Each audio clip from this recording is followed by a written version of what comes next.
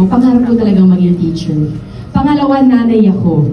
At siguro ganun kasi ako sa mga anak ko eh. Isang ulo, di ba? Pero super connected ako dito kasi alam mo, ako, mga kaibigan ko, mga baklang barangay rin talaga yun. Sobrang nakaka-relate ako sa character dito kasi pag napunta sa ganung sitwasyon, same lang kami ni Enzo na parang gagawin din yung lahat para makasurvive. Bilang Anita, hindi naman siya nangyari sa akin sa totoong buhay na namatay ng asawa. Pero for sure, ang relatable ng character kasi lahat tayo merong kakilala na at some point na agabyado or may nangyari sa kanila.